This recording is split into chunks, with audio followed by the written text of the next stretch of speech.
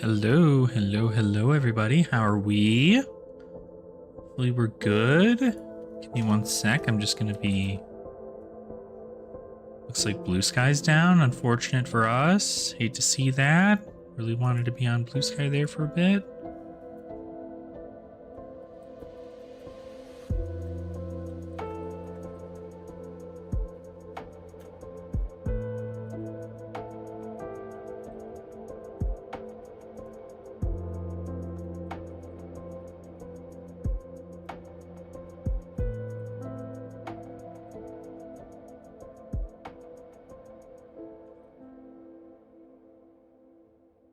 Here we go. That'll be fine. Get people on over there. Again, Bluesky looks like it's down right now. So we'll see whenever that gets up, but otherwise, we're live. Thank you, Cosmic, for showing up and hanging out. Hopefully you're enjoying sorcery. I really want to... I wish there was a way for me to change this. I miss having everybody's actual, like, what their name is for their channel, as opposed to just the @ thing there. But we'll see. Maybe I will never be able to finish that. Anyway, 3, 2, 1, scare cam. Ha! Hi, everybody. It's me, ya boy. I hope all is well.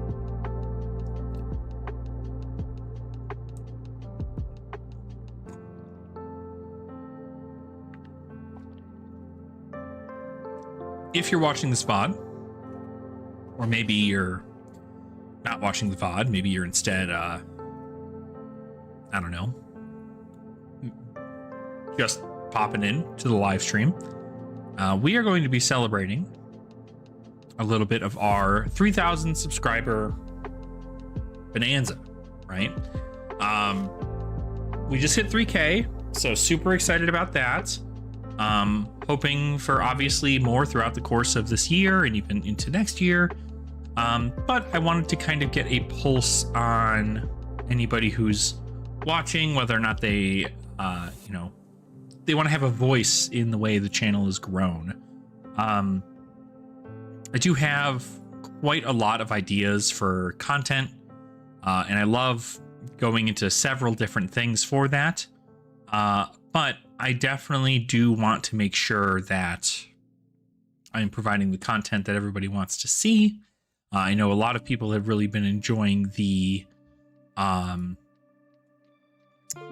they've been enjoying the Silver Age content. So obviously, and regardless, I'm going to be covering Silver Age. That's not even like a thing I'm doing because of all of you. It's a thing I'm doing because I enjoy Silver Age. I want that to be the thing that we do. But, you know, there's going to be things that I do want to make in the future videos, such as product reviews and things like that, that might be something that you would enjoy. So I certainly want to take this time to kind of speak with the audience, talk a little bit about what they'd like to see as far as content. If they want to see more of what I'm doing just now is even totally fine. And then kind of go from there. But we also need to figure out what we're going to be doing for our 3,000 subscriber party. I want to do something for 3,000 subscribers. It's a very big number, very big milestone of mine. Very happy to have gotten to where I am here with this. And I did want to go ahead and at least try to get like an idea for maybe what we want to do. Maybe we do like a 12-hour live stream. Maybe we do some giveaways during the live stream. Maybe we do, I don't know, a whole bunch of stuff. Like, we can do a lot. That's the best part, is that I am very comfortable doing live streams. I love doing live streams. So that is, if live streams are what people want, I'd be more than happy to give people live streams. That's totally fine. We can also do giveaways too. I do have some stuff I can give away. I can even make like Silver Age decks to give away. I think that would be fun to do. Just get people an entire Silver Age deck out as a a gift.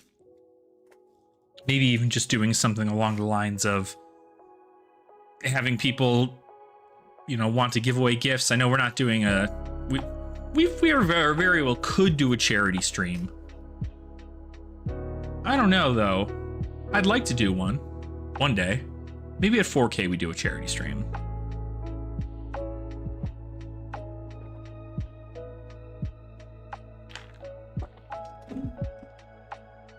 $4K would be pretty good to do a charity stream at.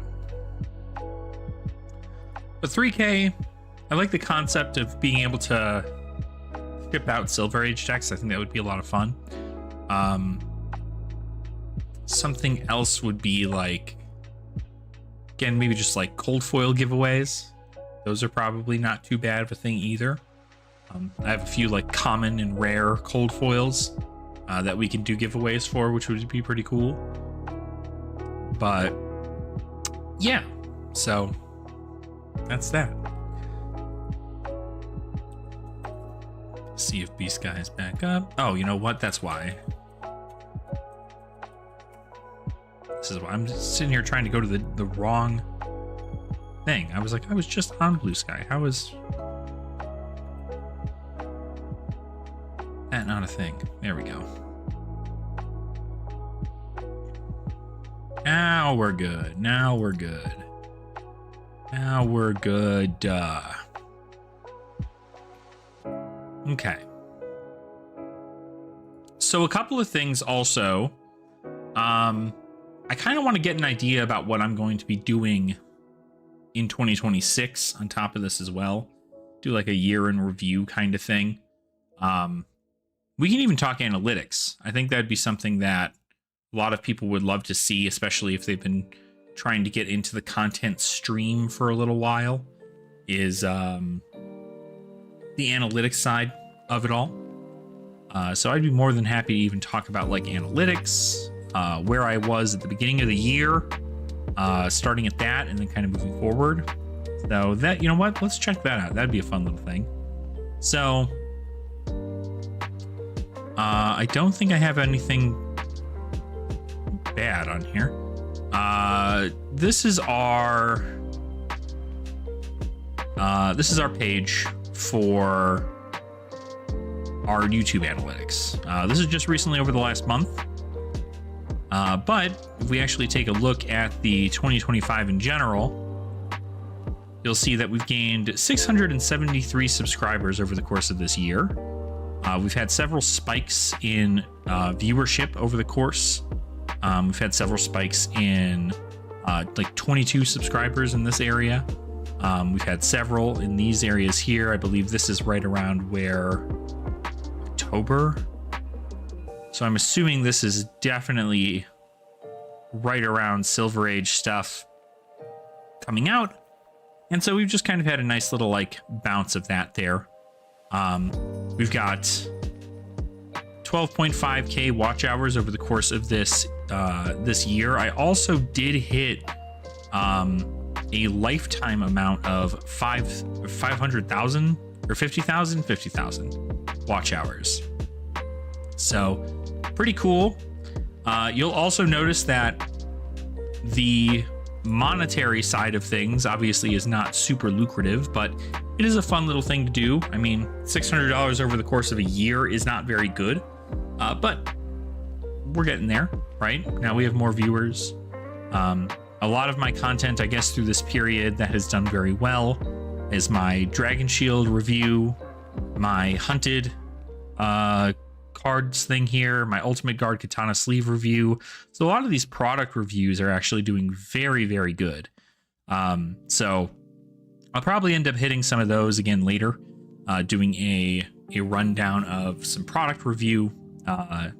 Something I do want to do, actually, I might record it tonight or tomorrow, but I'm going to an LGS and I am going to be purchasing some stuff there at the LGS, and it is going to be for the sake of making a video showcasing kind of things you could use when you go to the armory, things you might want to buy when you are going to the armory.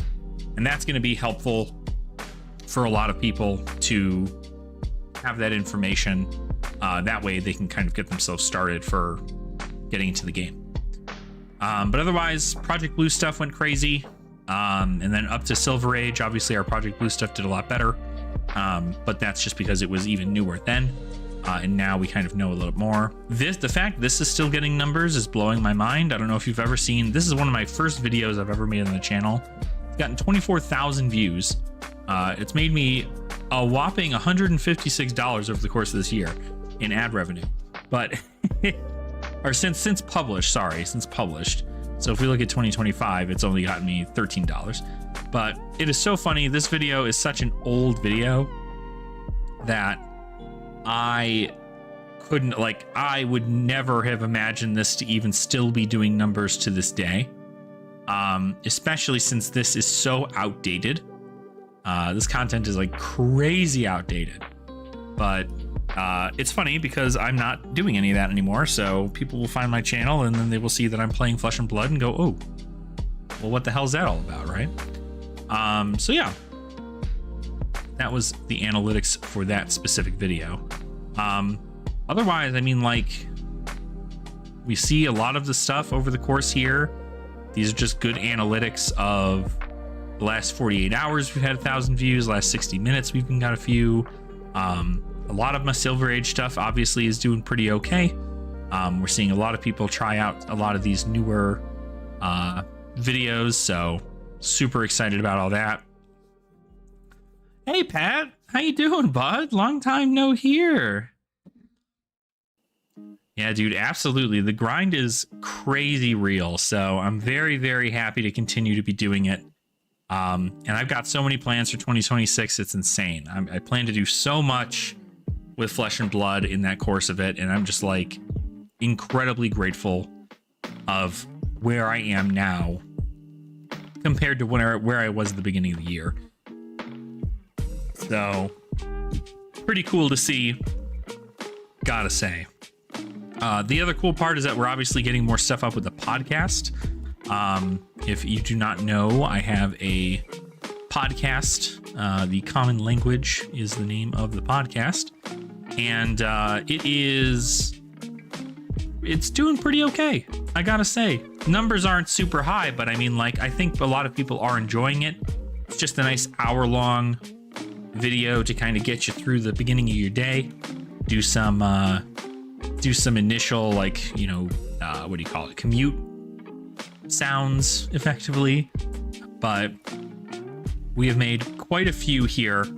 And obviously a lot of our newer stuff is doing much better. I'm doing a lot more about advertising it. And I also feel like it's just better. Podcasting was something that I had started. I'm almost certain I started this year. No, July of 2024 was the first episode. I proceeded to have one once a week, and then I just stopped September 6th to October 9th, so I had a whole month off there. I then made one here, another one later on, and then I made 2 in November, 3 in December. I made 2 in January, 1 in February, and then I did nothing through 2 months. Made the 19th episode talking about Skirmish, and then nothing until October. And then October, we had started doing a little bit more. And then finally on October 29th, at the end of the year, we started actually talking a little bit more about Silver Age. I got Nathan on as a podcast host. And Nathan's just been like a buddy of mine for a long time. We've been chit-chatting about budget formats for forever. So I figured, why not? Him and I can chit chat, and we both have pretty much the same views on what we like to have in Flesh and Blood. So figured it worked out, and it's been pretty good. A lot of people have really been enjoying these episodes. So I'm happy to be doing that. Just done very good. Thanks, John.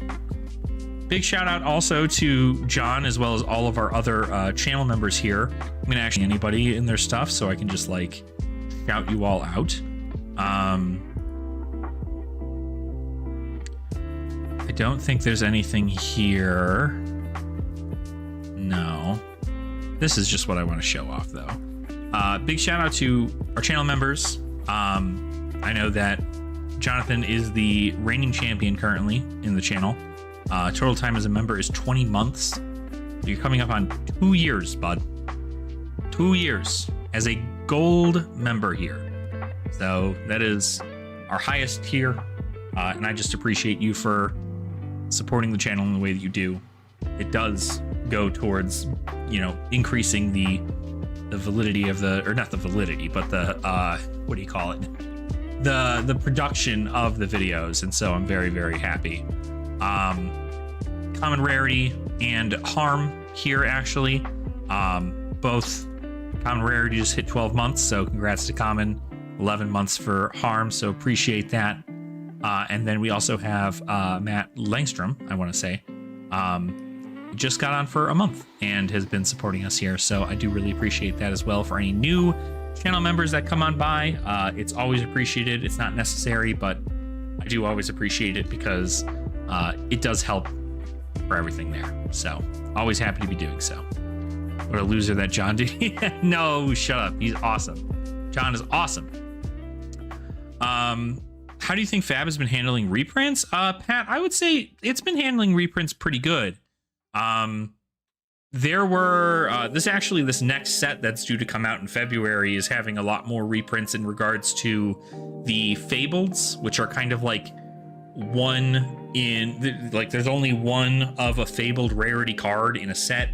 Not that there's like one copy, but like there's only one Fabled. There's not like two Fableds in a set. They're actually reprinting Fableds in this next set because Fabled prices have gotten so crazy. For instance, Eye of Ophidia is a Fabled that we know is going to be reprinted. This card is currently going for, at the unlimited version, $381. It was sitting right around like 400 or more earlier on, but this is getting a reprint because it is a card that is seeing more play in current day meta. And I think that Flesh and Blood is, or, you know, LSS, the team behind Flesh and Blood, is actually going about making these changes to their game to allow for accessibility to still be there while there still being some rarity. Because this card is going to get a reprint, but it's getting a reprint in a new art and a new treatment, or well, not a new treatment, but a new art. And that will be enough because that does not go against their rainbow foil reprint policy. And more importantly, for a cold foil version of it, that's going to be the most expensive version. Are there not cheaper versions? No, there are not. This is actually the cheapest version on the market for this. So Fables usually come in rainbow foil or cold foil. Cold foils were only ever really in first edition product, but you can still find them now when they don't have first edition product. They are just harder to pull. Cold foils are not as frequent. Sometimes you get them one a box, sometimes you don't, and usually it's a piece of common equipment or something. So it's not guaranteed that you're able to get any of these cards. So Fabled also is the highest rarity in the game. So you have common, rare, majestic, legendary, and then Fabled. So this is actually a card back from their 2020 product, effectively. And this card has not seen a reprint since. Just because it is a rare card, right, that usually did not see a ton of play outside of like a couple heroes. But now there are a lot of people who are utilizing this card, and they're using it in a deck that is winning a lot in these big events. And so with that being the case, Eye of Ophidia is a card that is now sort of becoming a staple for some of these decks. And I think they just want to reprint these iconic cards with new art treatments as a way for them to say, hey, this is an opportunity for you to get one cheaper. But the good news about Flesh and Blood is that the cold foils will pretty much always retain their value, if not go up as time goes on, because cold foils will never be able to be reprinted in a cards will never be able to be reprinted in their cold foil variant if it was printed in a main set. So for instance, you see this Eye of Ophidia here. This has a rainbow foil printing in the unlimited version of Arcane Rising.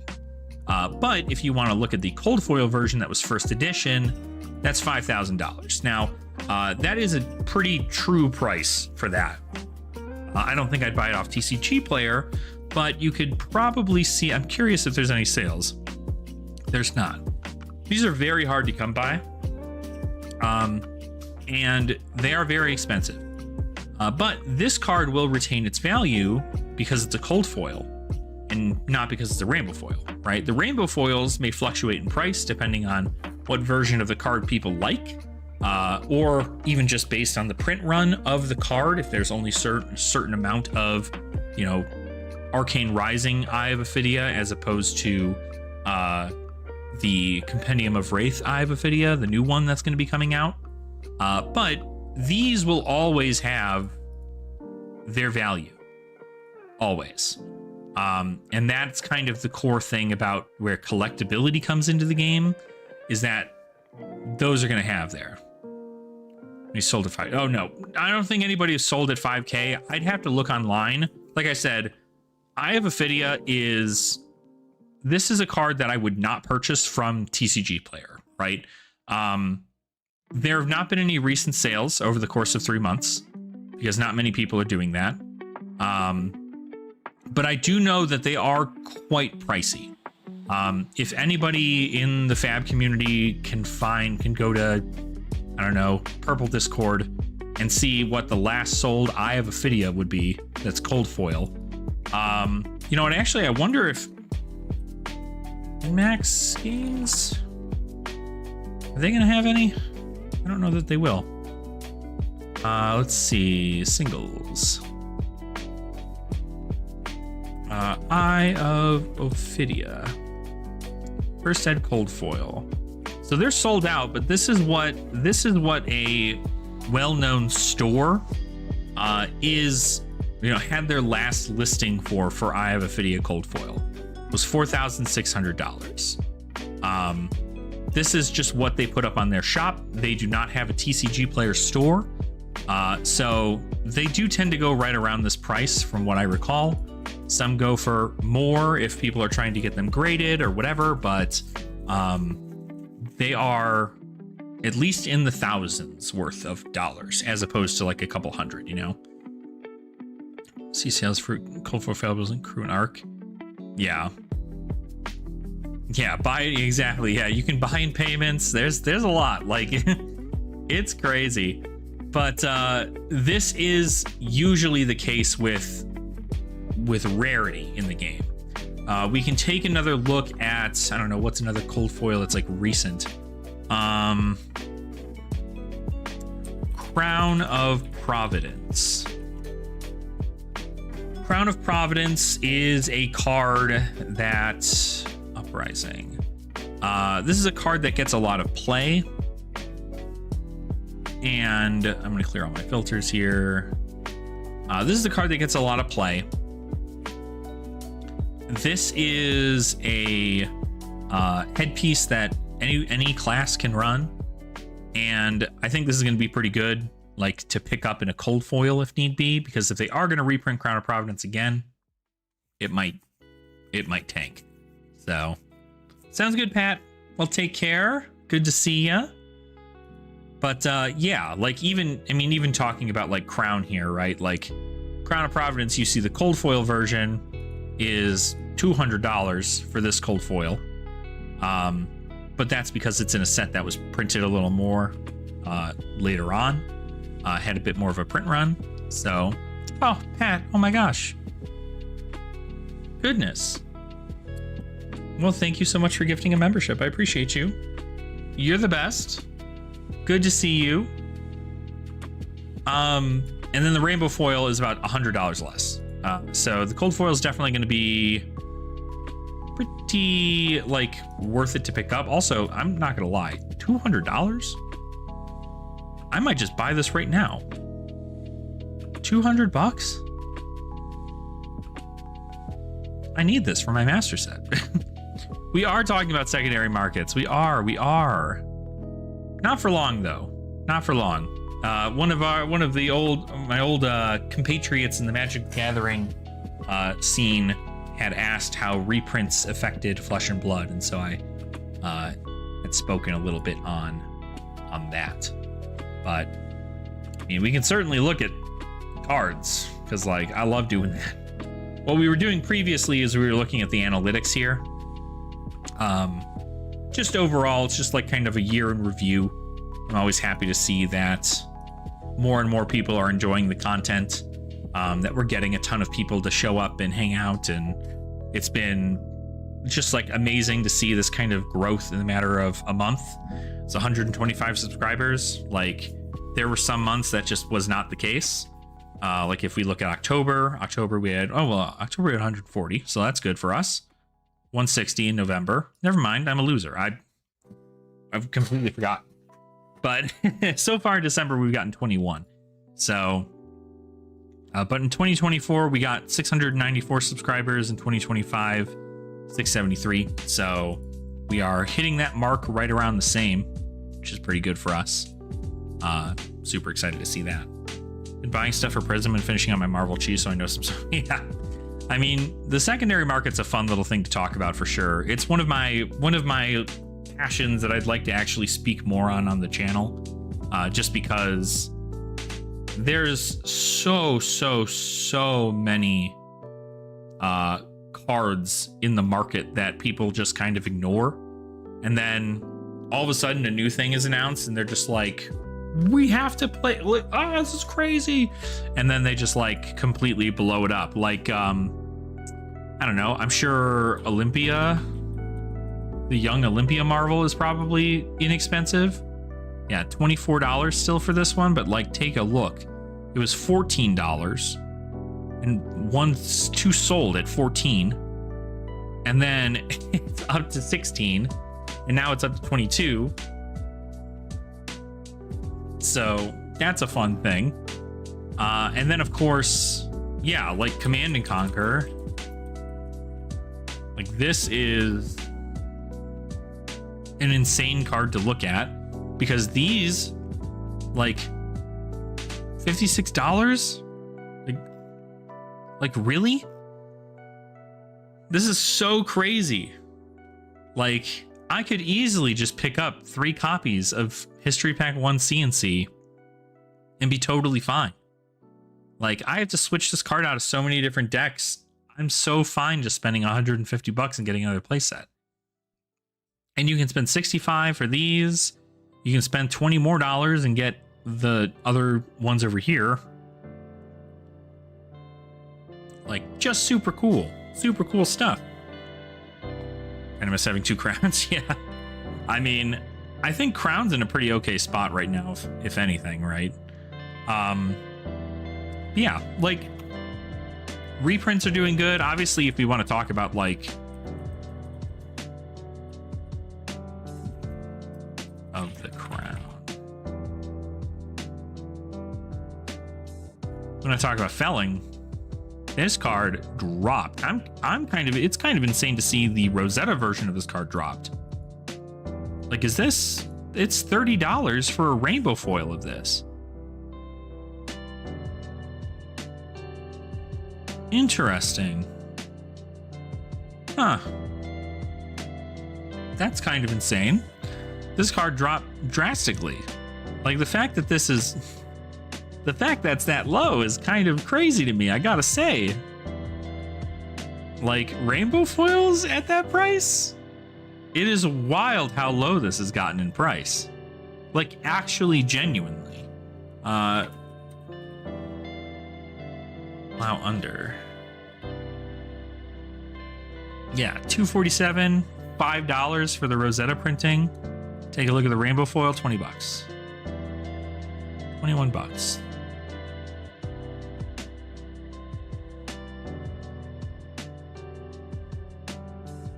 So, pretty cool. I mean, at least I'm, you know, if they're a couple bucks, not the end of the world, because they are really strong. And I think this is just another thing of like, right now, everybody has their copies of Plow Under and Felling, right? People who didn't have them bought up a lot of them when Super Slam came out. But I mean, you got to think like 10 years from now, these cards are just going to go back up in price to like $15, right? So that'd be pretty good.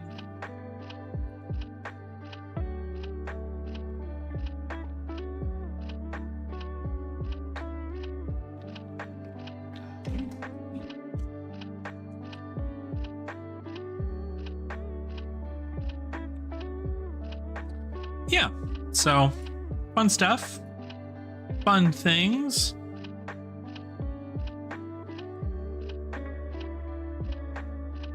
Good card like that drops to under $1. Might as well buy 2 binder full pages full and hold them. Absolutely, absolutely, you should. I mean, that's the whole concept here, right? Is that like you should be seeing that more. Like, just buy a bunch of copies and you're going to be fine. Because, like, worst case scenario, right? You're out, what, 20 bucks, right? Best case scenario, you are to the moon. You're able to be like, yeah, cool, $50 card. I'll sell one of them, make all my money back, and then sell the rest of them and make some profit. Like, that's huge. That's huge stuff. And like, as I'm starting to get more and more stuff from my like collection, I've just started getting like, instead of me going about like selling my actual, my cards or whatever, right? Instead, just, if my card is under $1 or like under $2, I just put them in this. I sleeve them up. I put them in here, and then I just have my bulk Majestics sitting out and going, okay, cool, I'll just wait till these go up. Like, it's huge. It's such a big win for us. Like, you just get to have that value in it. I gotta change something real quick. Hold on. I want this thing to be like this.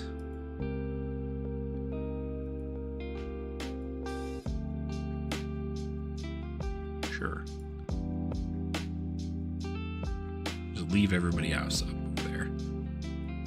Can I move you down here too? That'll be fine. Cool.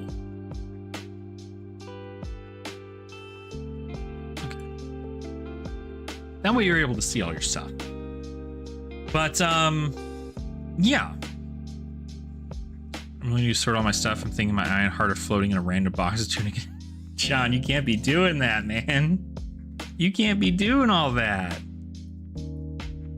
All right, so while I have some of you here, right, for our 3000 Ashwing celebration, what would you guys like to see?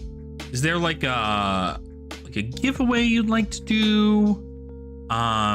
Is there a fun little like activity that you want to do? Is there a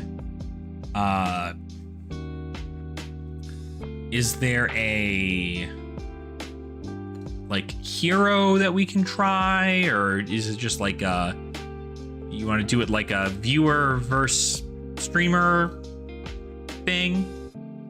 We can do that too. But I'm trying to gauge ideas. Otherwise, I'm just gonna do a giveaway probably. That's my thank you always for giving back to the community, is making sure, because that would be good. That John can actually get good at Blender. Well, hey, every minute you pour into doing stuff on Blender, the better you become. So that's a skill. That's a skill you're getting down.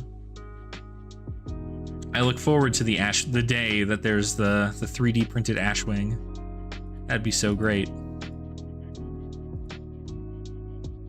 So fun, so fun. Oh god, I gotta sneeze, hold on.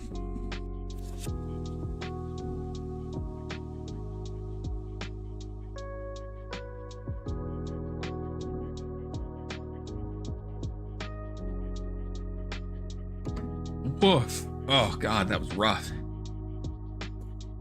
Down for some Sage gameplay? Just do like some Sage gameplay? What if we just did like a 12-hour stream of like spinning a wheel and then playing a Sage hero for like 4 games? What if we did that? Just like build a deck, make that happen. I think it'd be kind of fun. I mean, 12 hours of Sage would be a lot.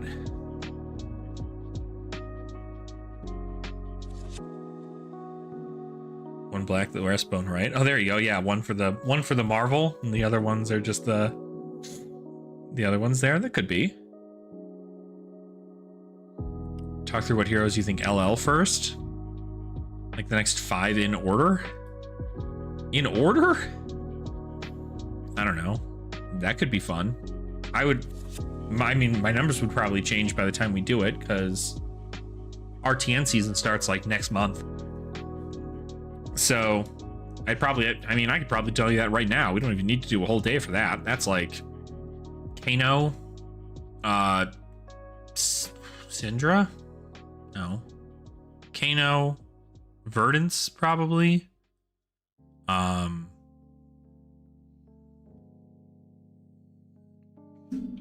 could see Phi leaving. I could see...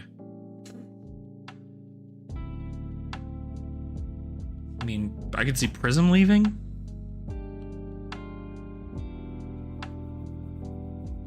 Okay, no worries. Yeah, I was like, I don't know if we could do it all. I mean, that's probably pretty straightforward, right? If we just like went to chapter 1 and 2 heroes. Like try to make like decks specifically with chapter 1 and 2. Verdance is in the 1.0 modifier. Yes, she is. So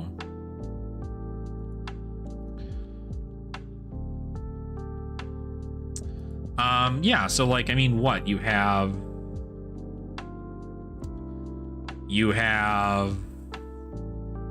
Kano is definitely leaving this season. There's absolutely no way he's not. KO very well could leave this season because he did get 104 points in the sub season. But I guess if you get another 100 points during, I guess it's still sub season. If you get another 100 points in this next season, being any of the battle hardens or whatever, or not battle hardens, the callings, or even the RTNs, then I could see them go. Do gameplay, and when you lose on a hero, you have to switch. I can do that. That's pretty fun.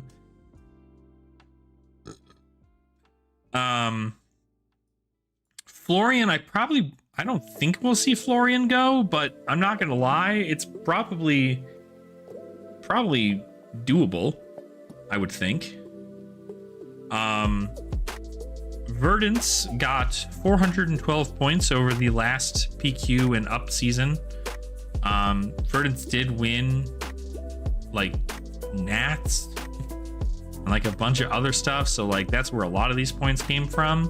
But if she does win another 400 points over the course of these next couple of months, she will LL for sure, which is very interesting. Syndra is still on 0.5. Right? When did that come out? Product releases. Booster sets. January 31st. So yeah, she's still in 0.5. So I don't know. I mean, she'll probably last another season, but she'll definitely LL in pen. Katsu's not going anywhere. Dory's not going anywhere. Bravo's not going anywhere. Prism might be going somewhere. Phi might be going somewhere. Like, for sure. Syndra would be gone fast as then, if not for the 0.5. Yeah, for sure. I mean, that's it, right? Like, she was gaining a whole bunch of these points that she gained were before the 0.5, and then like High Seas came out and they were just like 0.5, and now it's like Syndra is getting half of her points that she would have gotten, because this would have been another 400, right? If this was full points, this would have been 560, 570. So that would have put her over, which means she would have LL'd. Bravo might go somewhere with pen support. I doubt it. Bravo has to be the only Guardian and the answer to everything else in order for Bravo to get any more points. Like, even throughout the entirety of the sub season, after Mastery Pack Guardian and Super Slam coming out, Bravo got 0 points. So if that puts it into perspective, like, it's pretty bad. I do see, though, that Dory got some points and Prism got some points. FaB got some points. So I think really we just need to like look at how many points they accrued this season and what they'll see. Because again, we're still in this season. So unless the ban they make on the 15th is like the best thing ever for the entirety of the format, we got to look at these numbers, right? 412 on Verdance. If she does that again, she LLs. 285 on Syndra. If she does that again, she doesn't LL. We have Kano 105 in sub. If he does that at all, if he wins like 4 PQ or 4 RTNs, he dies. KO also is pretty close, 104 points. That would not put him in living legend status, though. It would still be legal. Florian, same deal, right? It would be put you at like 940 or something, 944, or 46, whatever the hell that number is. I don't know. FaB would not change at all. Prism would not LL this hero. Bravo, nothing, right? Dory, Katsu, Syndra, 285. Again, we talked about her already. Kasai getting 128 points. It's pretty big, but she's at 543, so she'll be around for a while. Azuri getting nothing, but having 405 points. This is because of previous Pro Tour wins. That's why she's got this many points. Dash.io getting 100 points, still pretty low. Anybody under 300 points here is not going to LL this season and will not at all. Will not at all, but will not at least this season, probably not even in pen. But, I mean, like, Gravy Bones got a lot. Gravy's at 285. Gravy's not leaving anytime soon, and Gravy is still just going to constantly be pushed as this, as this hero that does pretty good in the format. So, yeah, Gravy's very good. Marionette even getting some points, right? But Marionette not super high on the list. Acilio getting 101 points. Still not enough. No Verdance or Syndra in the top 8, which might change things. But that's like, again, so my whole thing is that just because you don't see Syndra or Verdance in the top 8 of a format in a different country does not mean you will see it here in the United States. That is the difference. Other metas are formed around different tactics. Sometimes those tactics make it to the States, and that helps. But it's not always the same. I don't think that there was no Verdance or Syndra because they're a bad deck all of a sudden, because nothing got banned. Nothing got changed. The only thing that was different is that Marionettes made it to the top spot because people went, well, Assassin needs to be the disruption that stops aggro and wizard and combo. And that was their answer, right? A lot of people assumed Arachne Huntsman was the answer when Taylor Morrow made finals at whatever calling that was. But we all know Huntsman just kind of gets like a little bit of results and then like does not. do anything else. There's not a whole lot that happened. I mean, obviously, Huntsman making 16 points over the course of the entire Super Slam season is not helpful towards their gameplay. So yeah, outside of that, like, you know, you've also got a lot of people who are like down here and they're like, I'm trying to make these heroes work and I want to make them work because I want to be the first person to get LL points on them. So like, that's where they're at with these guys. You know, Marlin can do a lot of work, but Marlin can't convert very well. So it just doesn't happen sometimes. You got to look at the amount of points that were done here, and then those points, they are forces to be reckoned with in the meta. If they've gained 100 or more points over the course of this last season, they're probably pretty good techs to play into the meta. Dash, very good deck to play. Kasai, very good. Verdance, Syndra, you have Florian, KO, Kano, all of those, very good. And Prism even, I mean, it's close enough, but like Prism also does pretty good into the meta. And then of course, Gravy Bones does well. Cilio does well. That's your meta. Everything else on this list is like, you had a 16-person pro quest and somebody on their pet hero won it. It's not the overall concept, right? It's not what we're going to be seeing when we go to things like Pro Tours or World Championships or anything like that.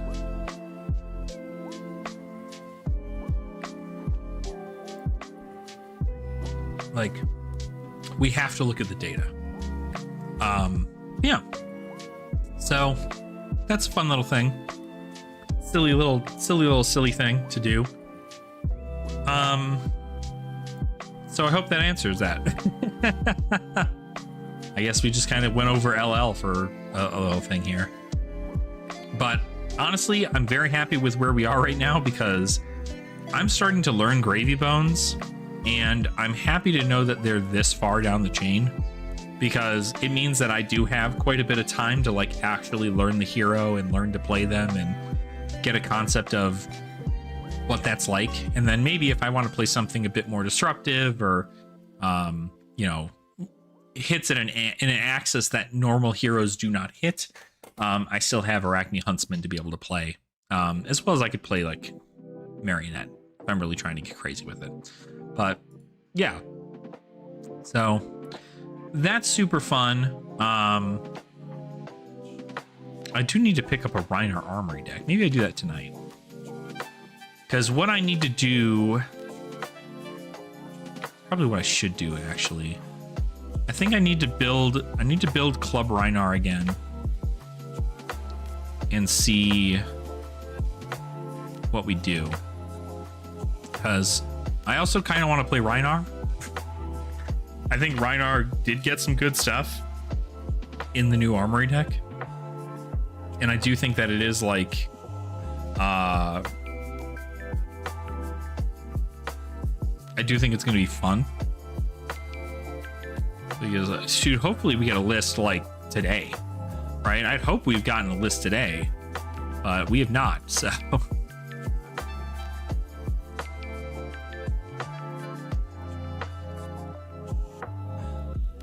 I'm really curious to see what these lists are going to be like.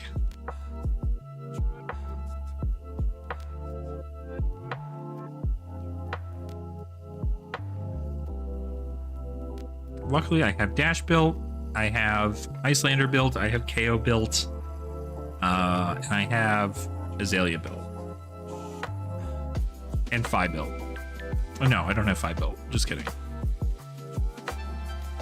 But this is going to be good. This is going to be a fun thing. I'm excited for us to know more about this because it's just going to be so good.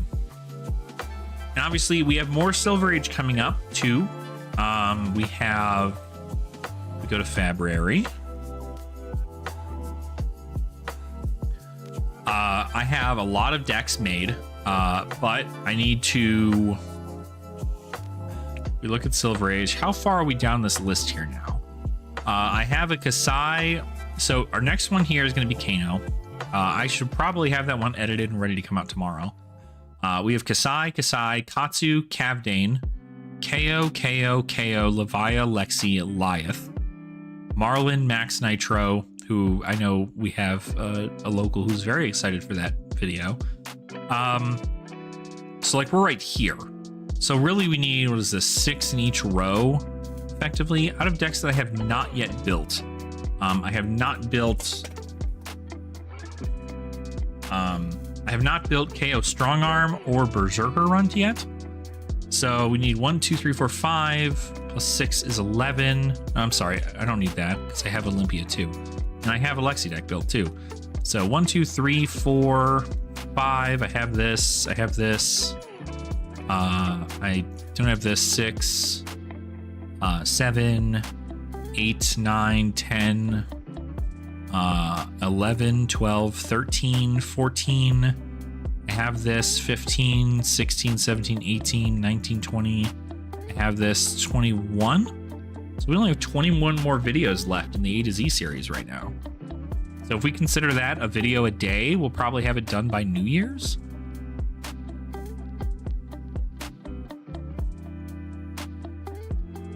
Wow.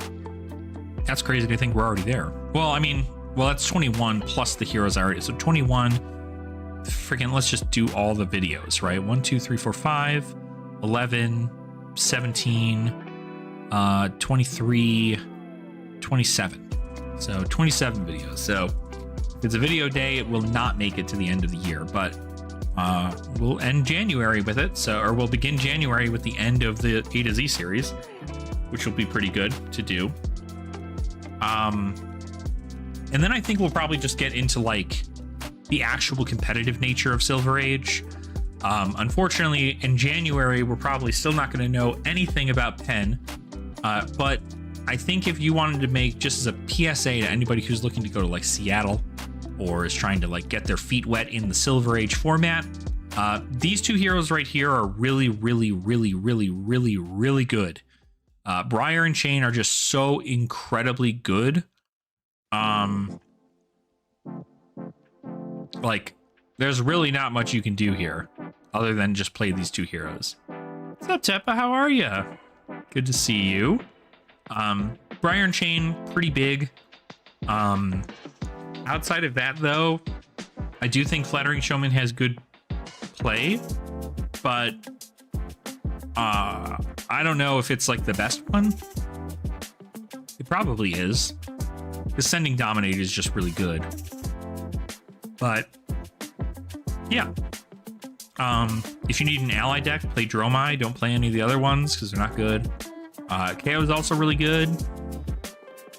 And then, like, I don't know why people weren't playing any Mechanologist at Valencia, but Dash is very good. I like Dash a lot.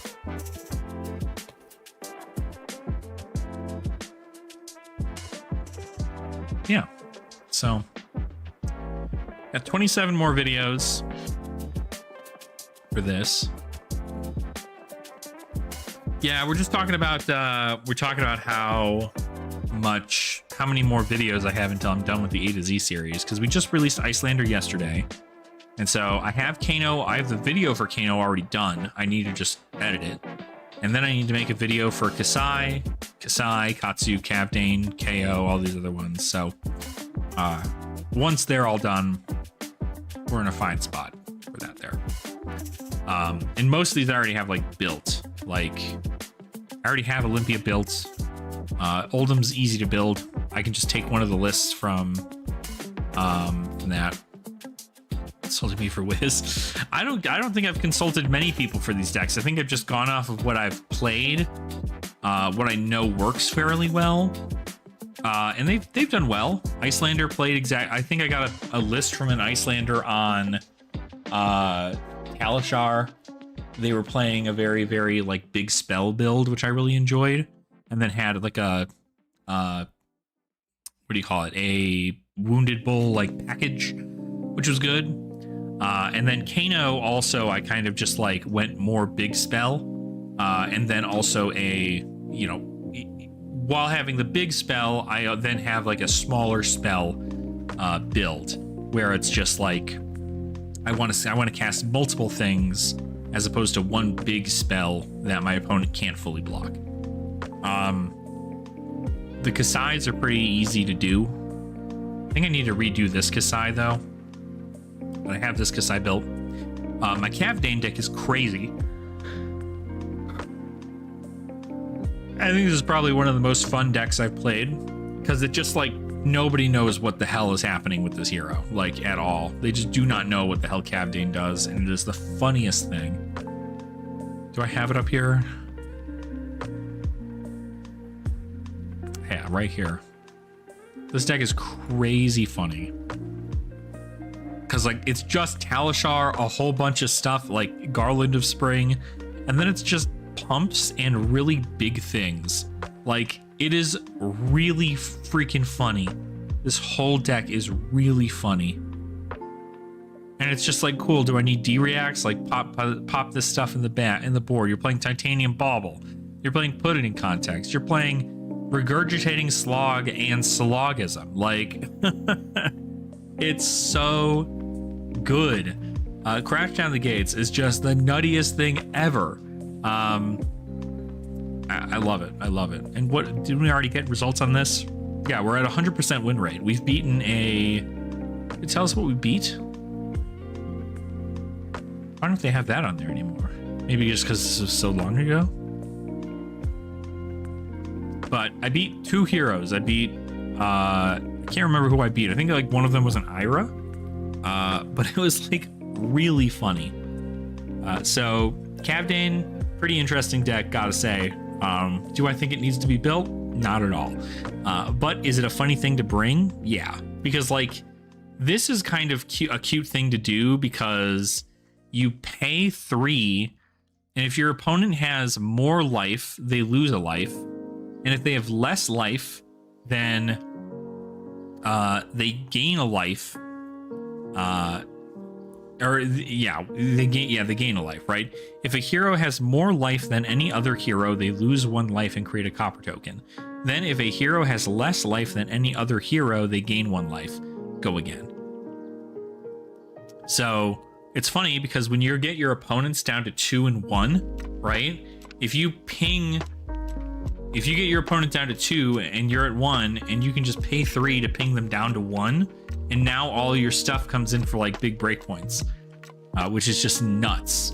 Like it's pitch a blue and then pitch a blue, send Crash Down the Gates, and it's like, oh, okay.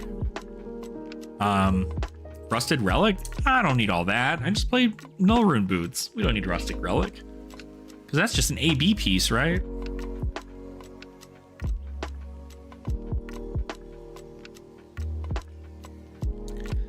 But it's a very funny build. It's not good, but like you pair it with Slogism, and it's actually kind of insane. Because you pay 3 into Slogism, and then you swing like freaking Humble, right? It costs you 5 resources, but you play Slogism, give something +6, and then swing Humble for 12. Crazy. That is correct. That is correct. That is correct. It is a super rare.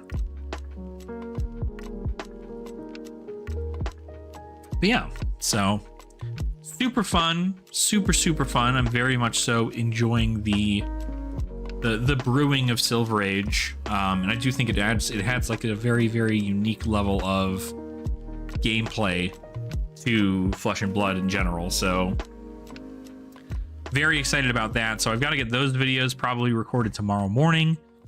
I don't need this list anymore. And then kind of just going off of anything else. Like we have a Lyeth deck already.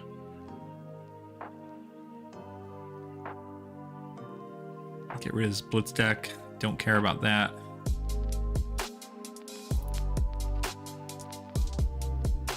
Yeah, it's been a lot of fun. I've really enjoyed that. That's been probably my favorite part about since Sage has come out, is doing a lot of these brews and like talking about that there. I'm curious though, because like, what's a hero that I like definitely would like to play more frequently? I mean, like, what is the Briar Marvel going for?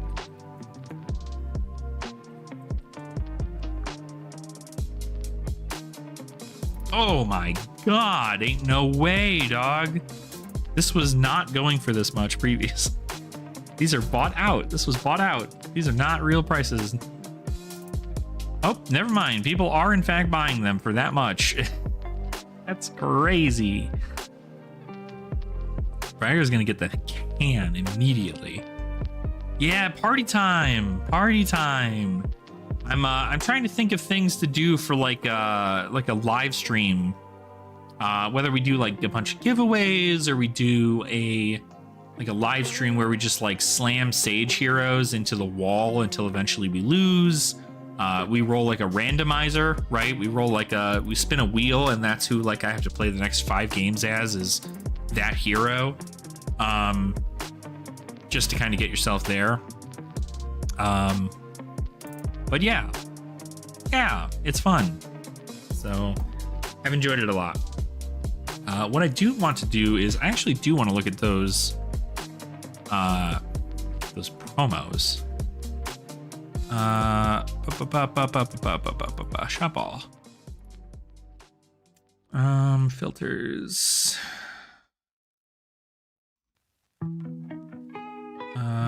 Promos. At the bottom. No. It's like a thing it goes under.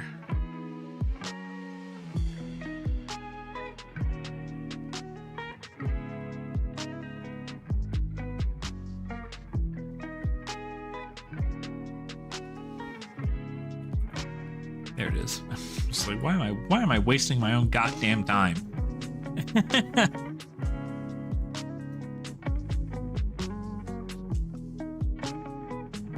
Sage game with Scott.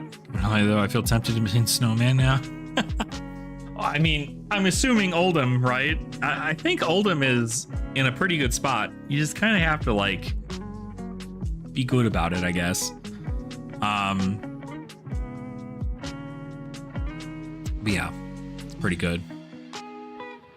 Oh, Showman. I just said Snowman and I was like, Snowman? Isn't that Oldham? Yeah, I mean, obviously that's the thing, right? Pro tip, if you want to be the best at Sage right now, play probably any of the Rune Blades and or any of the Guardians. You could probably get away with playing Betsy and do pretty well, but Bravo Flattering Showman, any Guardian with evasive damage is really good. Any Guardian with the ability to block out heavily is really good. That's where you should be right now, right? Ninja is also kind of a cute thing if you're trying to do that, but like, that's big. So, you want to skirmish? Congrats! There you go. So now you have a Flattering Showman. Like, you're going to get a Marvel Flattering Showman. That's cool. Ladies is a super fun but hard. Yeah. In Silver Age, Teppa? I haven't tried her yet. I'm imagining she's difficult, but I'm assuming you just play a lot of stuff with like confidence token creation and then just hope you have it, right?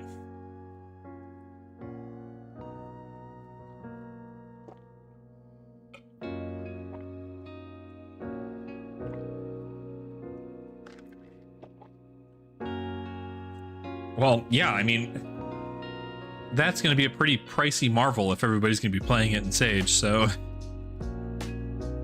at that point you might as well just keep your trophy and then go from there. I still need to get a Flattering Showman. That's probably what I'll do tonight, because I have not bought the or not bought. I haven't asked for the intro deck yet, and I need that card, so I'm gonna do that. Some of these promos I do really want.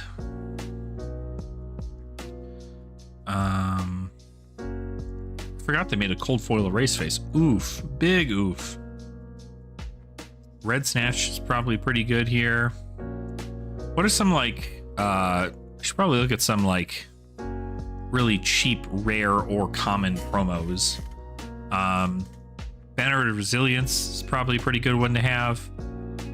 Heavy Artillery is probably not terrible. Oh, the Phantom Banshees. Silver Age. Oh, absolutely. What's up? Welcome on in. Thanks. Thank you. Happy to have you here. What's your, what have you been playing in Silver Age so far? D-Line. So you're so glad it's almost over. Right? Better to sneak it in towards the end of the year when you can, right? Rise Up. This Rise Up is 20 cents. That's crazy. A lot of these promos are just like really, really inexpensive. So I definitely suggest that if you have not picked any up, you should. Just because they're pretty good promos to have, I would say. Oh, you got a Marvel Prism in the set. Oh, wow, that's crazy. That's crazy. At the moment, CC building Riptide. Ooh, Riptide's pretty fun. We almost had we almost had somebody who was on Fatigue Riptide or Nourishing Emptiness Riptide in Blitz at our skirmish on Monday. They came out and did that. That was a really funny thing to play.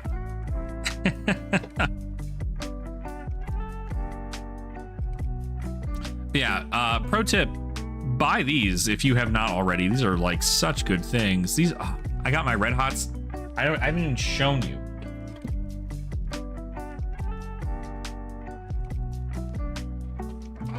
Forgot I have these right over here. I should probably put these back in the binder. But I got stuff signed when I was at Worlds.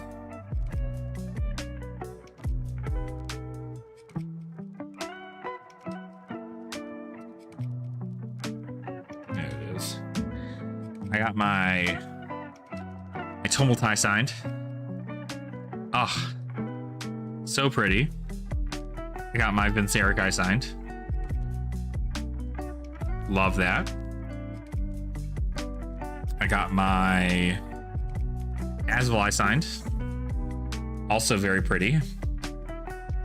And then I also got 3 promo Red Hots signed by Federico.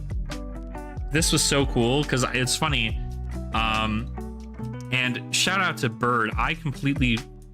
I was so like unsure if I was standing next to Bird Cabrera, a pro player, I would say, in line for signatures.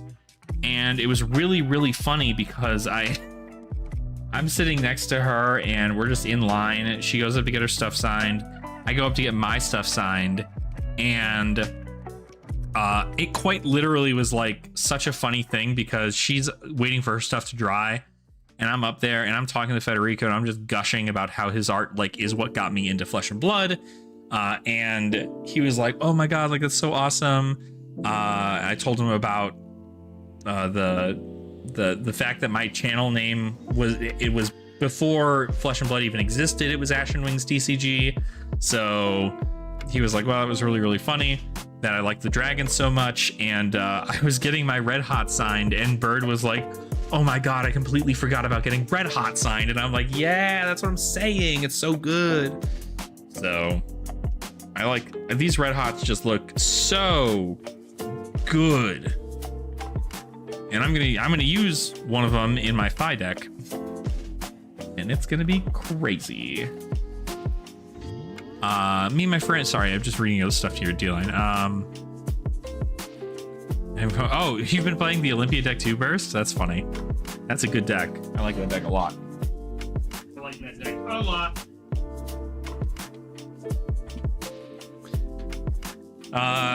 Me and my friend have been focusing on the first strike decks, so Terra and Aurora. Terra will be sneaky good. I'm likely switching to KO now to grab the armory deck to start with. Yeah, KO's good. KO's a lot of fun too. Hoping to have my Sage A to Z stuff built for that pretty soon here. Also need to practice with Enigma. Yeah, Enigma's very good.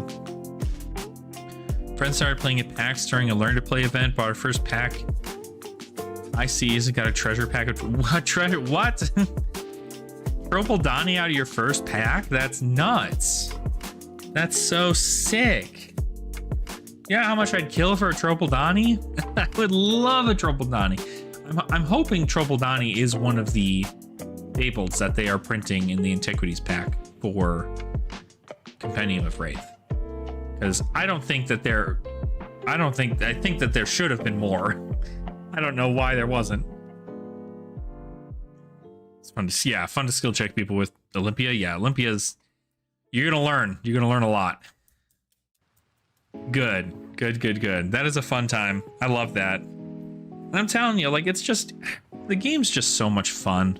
Like, I think I've gotten so many people into the game to play, and they've all just like stayed as players. Like, my hope for my channel is to get people in playing Silver Age if they're brand new, right? Come in, play Silver Age, play for like $20 to $30, get familiar with the format, and then you can upgrade those things into Classic Constructed if you so wish, if that hero is legal in Classic Constructed. And it is just like such a great gateway for people to get in, right? You know, you consider the Blitz decks, right? Those same, even those First Strike decks, right? They are for sure a great way to get people in. And if you could play that same hero for the same price you purchased that Blitz deck for in a format without needing to worry about like buying the Majestics or the Legendaries or waiting for these big reprints or anything, that's awesome. And that's what you want to see, is you want to see that. So that's always my hope, is that that's going to be the case, and we're going to do that.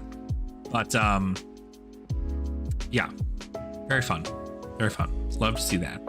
Oh yeah, Chain definitely needs to go. I'm going to say, and I mean wholeheartedly, right? If there are heroes that are leaving the format after Pen, right?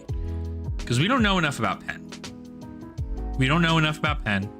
Pen could make Chain bottom of the barrel because of the amount of D-reacts or whatever's in the deck, right?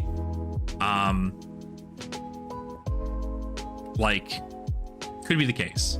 But I think that deep down, players who have played this format from now until the end of Pen season will still break Chain, right? Chain has the best hero power in the game, period, like bar none. And that is going to be enough to really like push him forward as a contentious hero in the future of the game. So if the community bans Chain, pretty big, I think it's what we need, right? The other issue is like, who else has a broken hero power, right? I would think Bravo Flattering Showman has a pretty broken hero power. I would also think Oldham has a pretty broken hero power. Oldham's hero power is really busted. There's even probably a world where freaking Lex's hero power is busted, or KO's hero power is busted. But I think overall, it's like finding that balance. And what I hope happens is I hope people don't take the decks that keep getting top 8 all the time and going, we need to ban those. Instead, what they need to do is you need to take a look at the format and determine what can be countered and what can't be countered. Because a hero will sit out for a whole season at that point. We know Chain is really rough. Briar is also just like a crazy hero to play. I think Briar's hero power is not very powerful, but her ability to play Lightning and Earth cards and be Runeblade on top of it is very good. But if Briar leaves, people will just go back to playing Aurora. Like, it's not going to change too much there. So, buying the Sage decks when they come in, my first experience of FaB as a whole was Bright Lights. It was extremely small, I believe. So, yeah, absolutely. I mean, the Sage will open a door for so many people. And I think that's also the best part too, is that I think that with Silver Age, people will no longer have the argument of Flesh and Blood is too expensive, right? That was always my thing. If you've been a part of the channel for a while, you know what I'm talking about. I have always said that yes, Flesh and Blood can be expensive, right? But if you are just starting in Flesh and Blood and you maybe have like little to no TCG experience, you don't want to spend $800 on a deck. What you should do is buy the bones of the deck for like $50 to $100 and then slowly upgrade as time goes on. You should not drop $800 into a thing just because another deck got best, it won a tournament. And that's how people are going about making their choices. You need to be ready to pay prices if you're going to be playing hyper competitively in Classic Constructed. The good part about Sage is that you no longer have the argument of, oh, well, Flesh and Blood is too expensive for me to play. Now you can play heroes in Sage for $20 to $30. You don't have to worry about upgrading the deck for anything unless a new set comes out and maybe there's a new card, and that new card will be a rare or a common, so it'll be like 20 cents or less, right? So like you have so much less you need to invest into the game to get in, right? But if you're going to do something like go to a Pro Tour, right? Let's say you go and you get into Sage, you play Sage during the Sage week of the Pro Tour or of the Pro Quests, right? And you win. If you're a brand new player and you end up winning that, you are eventually then going to have to buy into a Classic Constructed deck, because if you plan to go to the Pro Tour does have both Classic Constructed and Silver Age as its formats. So it is important. I guess it probably won't for Las Vegas. Las Vegas's Pro Quest season is going to be different, I think. No, it's not. It's not going to be different. There might be July? June? I can't remember. Interesting. And bands, whether we like it or not, I worry the gang mentality will creep and the band's consistent top decks without people prepping for the meta.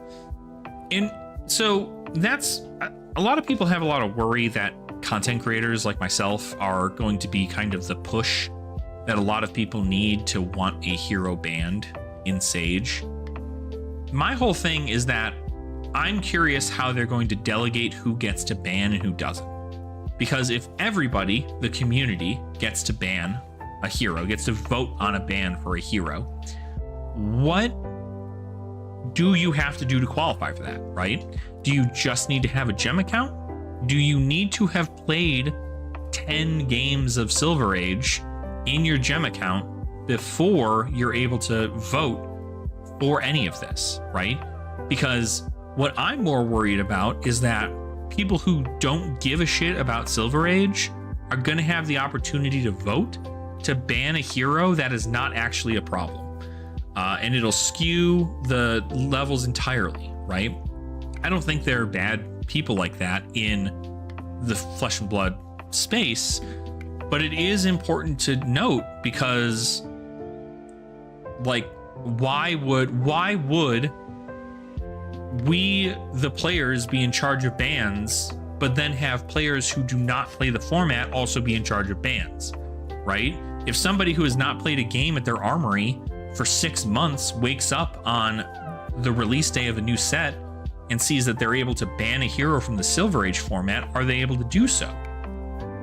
Right? What qualifies them to be able to vote on something like the Silver Age format? So it is it's very interesting. But I'm weirded out by the concept of like people also think that content creators are going to like push this narrative of like, hey, chain's not actually a problem. You need to be playing, you need to be getting to ban Victor, because Victor is really, really powerful and that's who needs to get banned. We don't even need to bother looking at chain. Just get ready to ban Victor. You'll be good to go. Like, that's not how this works. And also, frankly, I would hope that my community, right, you all, if I had come to you to say that and you proceeded to go, Alex, you're an idiot, why would you think that? We all know that these are the results of previous events. Victor is nowhere to be seen. why would you tell us to ban Victor? Like, I would hope that you would have a voice to say, hey, this is bad. So it's very interesting how people assume that it's going to be this big like mob mentality thing, right? I think the ban system should have been 2x2, 2 by vote, 2 by devs, plus emergency bans should be permitted, like the CYB bans. Well, so banning of cards is not going to be anything that we, the community, are going to be able to do. That's always going to be dev, which is good, because that can change the way heroes play.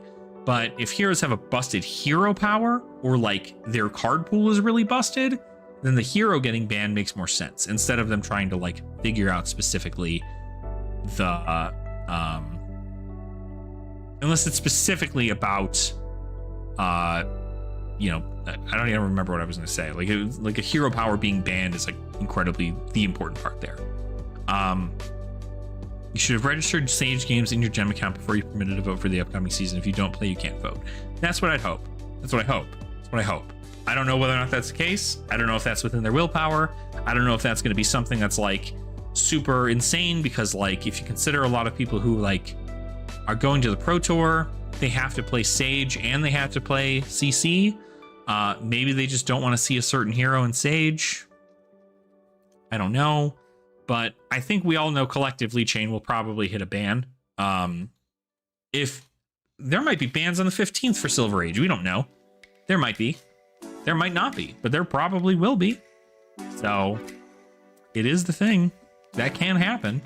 But we won't know until then. And frankly, I think 15th is the 15th. Well, that's after Seattle. So I'd be very curious to see if there were actually bans that occurred in that realm. I never listen to Ash anyway, unless it's about Dromai. You shouldn't listen to me about Dromai either. I don't know jack all about Dromai outside of play all the good red cards and win the game. Like, I love Dromai, but I'm no expert. I'm not like Mara, who wrote like a 547 page dissertation on Dromai. I can't do all that. I mean, I can. Do I have the time for that? Hell no. Like, nobody's paying me to do that. I'm not going to pay myself to do that. Like, that's a lot. It's a lot of work.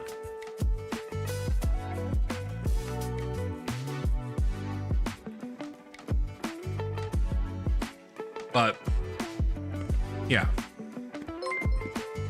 Oh. Hi, Dan. Thank you for subscribing to the channel. See you there. You'll probably have the ability to type in chat after like 5 minutes or something.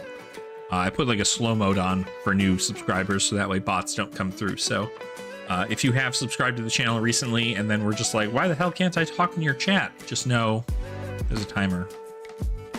I set it up because bots are rampant in this world and I can't get a bot to mod my chat right now. So we're just doing that for now.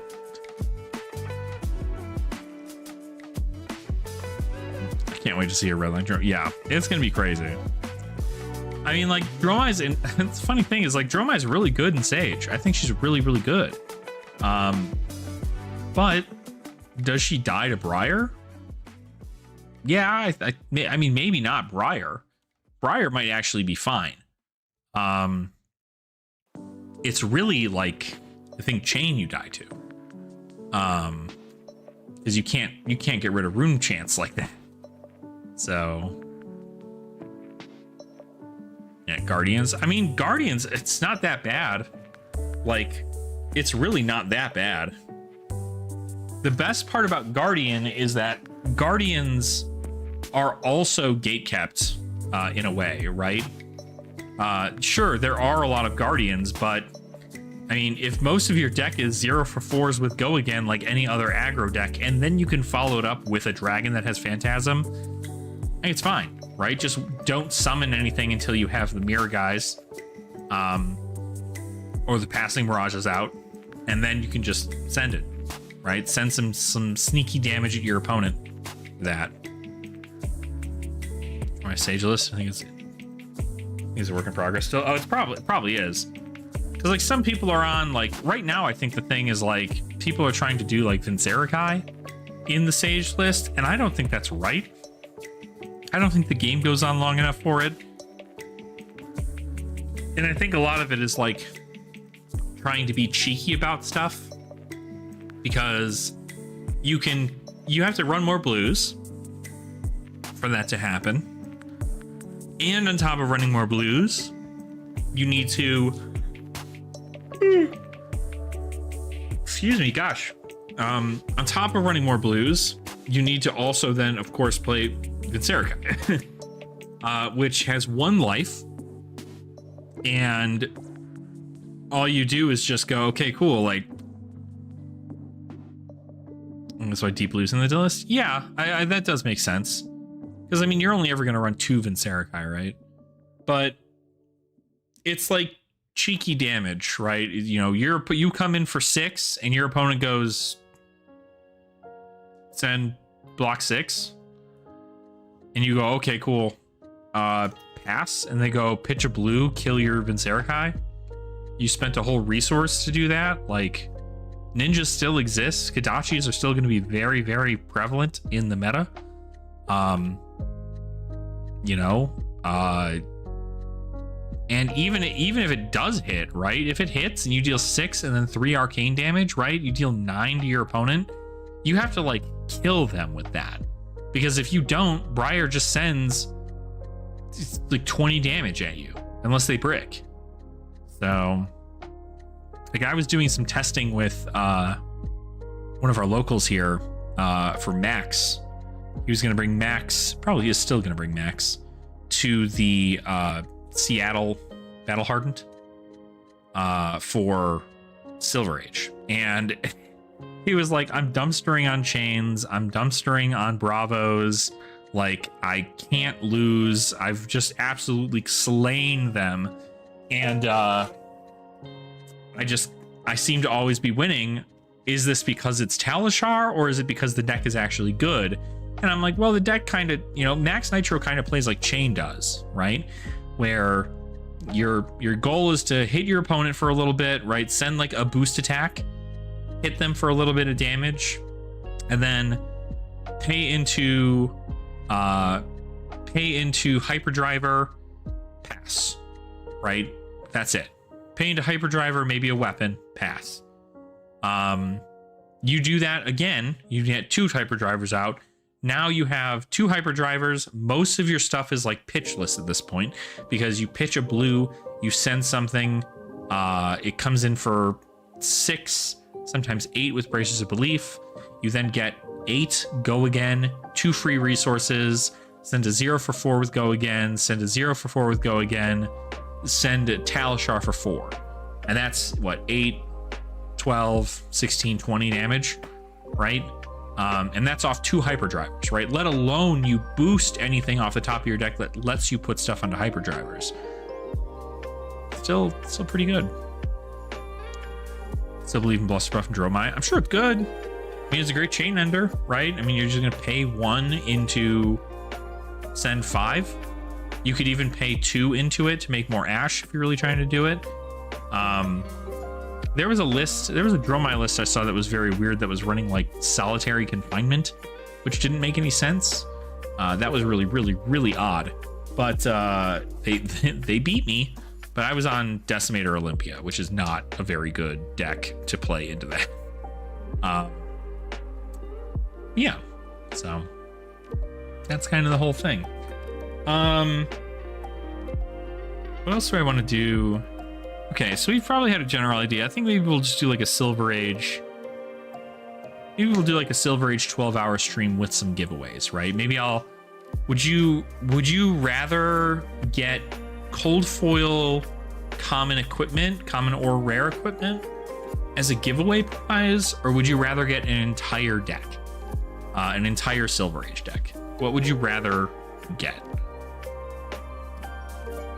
Would you rather get cold foil equipment or a Silver Age deck? Like a whole deck, the whole thing, blade back on our equipment and everything.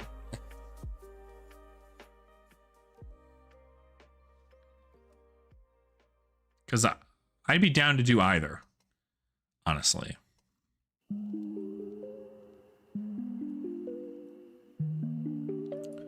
Either would be fine. So many damn good promo cards. I keep forgetting how many there are here. Blue Discharge, 35 cents. What else? Yellow Soup Up's going for a lot. Interesting. Conversation Red's $1. Cheaper than I expected. Cold foil? It is a cold foil. Cold foil Hellhammer sounds sick. Cold foil Hellhammer sounds sick right now. Let's actually look at equipment. Equipment and a weapon. That's what I really want to see.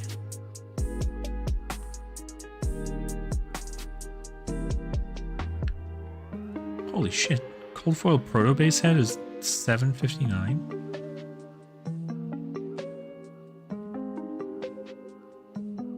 That cold foil Romping Club being $54 right now is insane. That's gone up in price significantly.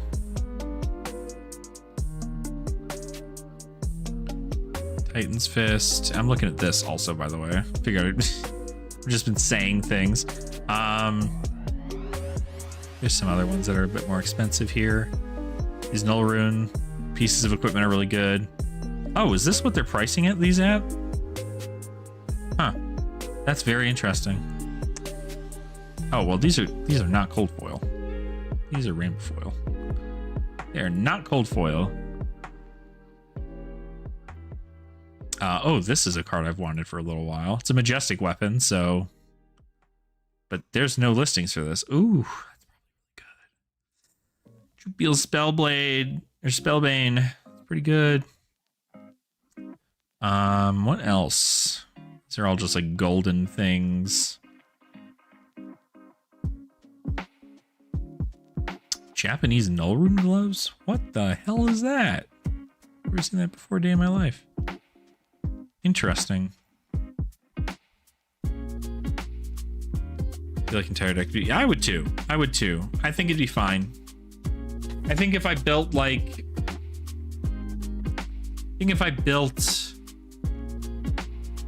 maybe like 4 decks and just kind of did a giveaway, because I don't want to do... Because unfortunately, I might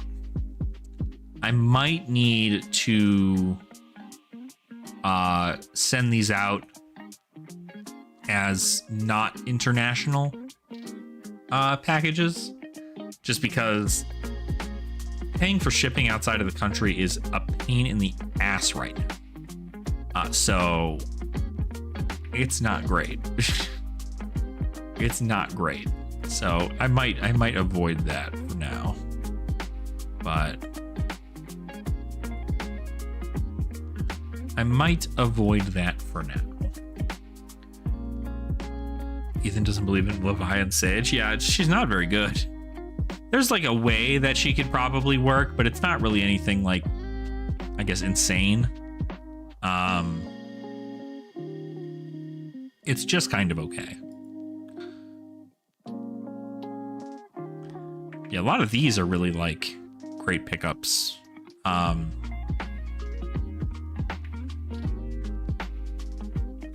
lot of the extended art stuff from the Super Slam release was good. Some of the promo cold foils. I think there's also the like Pouncing Paws is cold foil as well. I think they need a cold foil Pouncing Paws. Am I right in thinking that?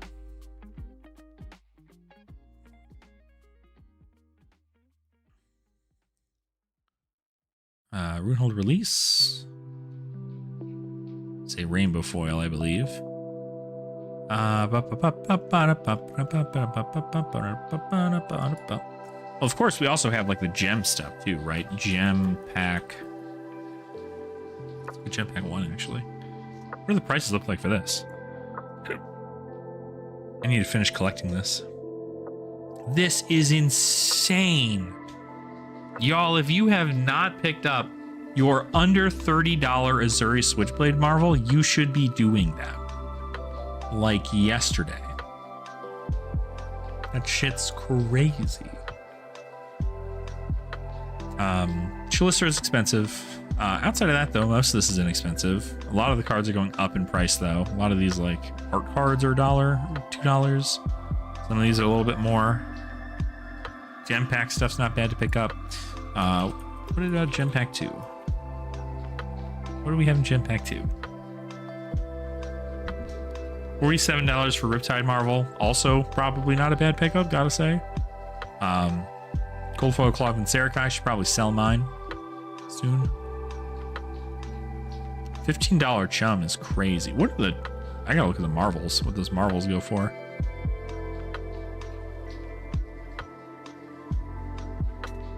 No Demi Hero Switchboard. Yeah, no. I mean, she's not. She doesn't have a Demi Hero. And also, just like... why not just play KO? Like, KO is easily the best Brute, if not Rhinar. Like, KO and Rhinar are like neck and neck for me as to like what the best Brute is in Sage. So I want to get a few more of these too. These are pretty easy pickups, I think. I already have I think I have a Cold Foil Hammerhead. I don't have a Cold Foil Spitfire, but that's under $1. These are so inexpensive. That's so crazy. Okay. Interesting. Well, what about Gem Pack 3? I know there were no, like, weapons in here. Ooh. Dang. $40 for this Rampart? Is it less expensive in other places?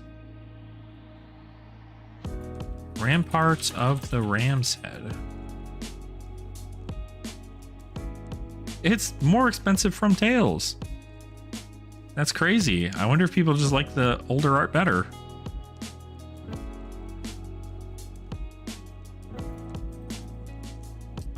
Let's go into here. Also, Savage Stash being $25 is pretty cool. Might pick that up. I do also like the Rainbow Foil or the Cold Foil Malefic Incantations are $23. Those are great to pick up. This is a $5 card. You see, this is exactly what I was talking about. Halo of Lumina Light. This is a card that I was like, I might pick this up for Prism because I'm gonna need it in Prism probably. And at the time when Gem Pack 3 came out, this card was like $40. People were buying it for $40. Oh, sign in, dude. I thought I was already signed in. All right, whatever. Well, never mind. I guess I won't sign in. But yeah, this was like really expensive. Like you see, like one sold at like $33, $40. And then I was like, people were like, Alex, you want this card? And I'm like, no, that's going to go down in price. Why would I ever pay for it at $40 a piece? And they're like, oh, well, like it's $40. And I'm like, well, then I'd rather just buy the cold foil version of it, right? And now it's tanked down to like $5. So Halo of, I haven't seen what the cold foil version goes for yet. $60. No sales on it though.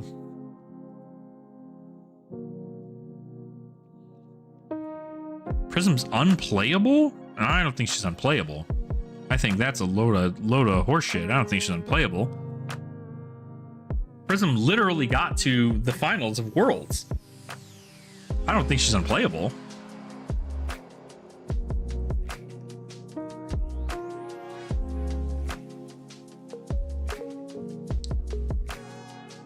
But if we're talking Sage, she's unplayable. Sage, you cannot play her. She's not good.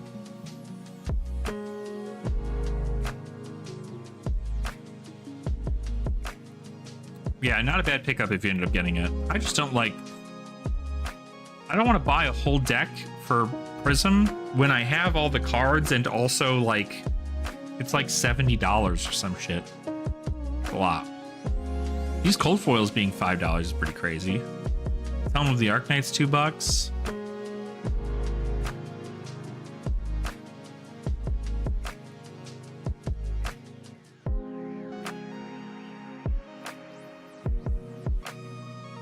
Yeah, Alt Art Cross Wrap is really cool.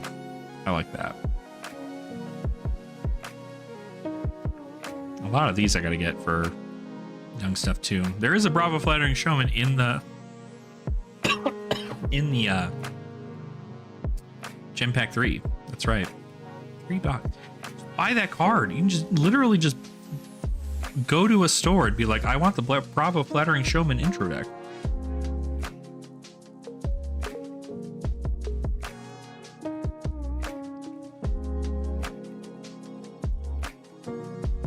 God.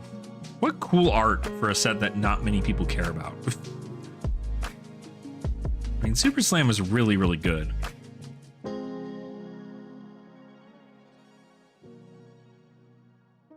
I thought it was a pretty fun set.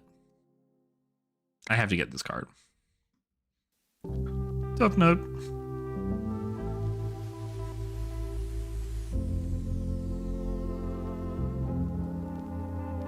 Yeah.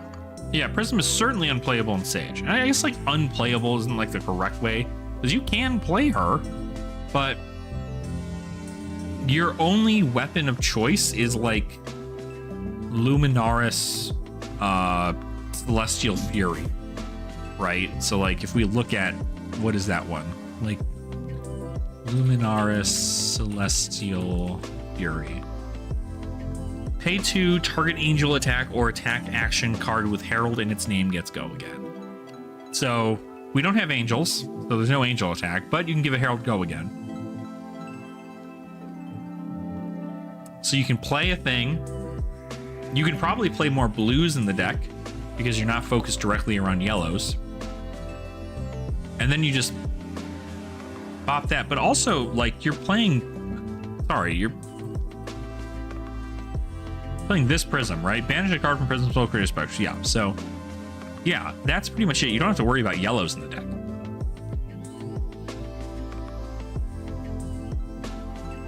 Yeah. Roots and Gardens certainly make you cry. I'd be curious to see what decks look like for her.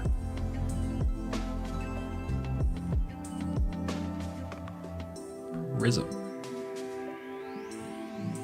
November 23rd was the first one here. Yeah, I mean, you can only go Herald Beatdown, but look, like you get to play things like Angelic Descent, right? Target attack action card with Herald in its name gets go again. Your next angel attack this turn gets +2.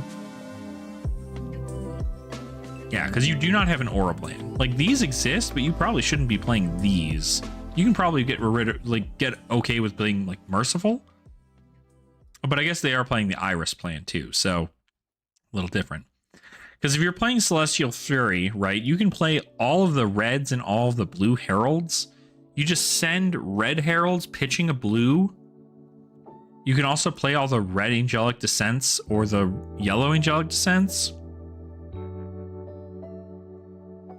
And you just make it go there. True, Ode is good. Illusion attack action cards you control get go again. That is pretty good, actually.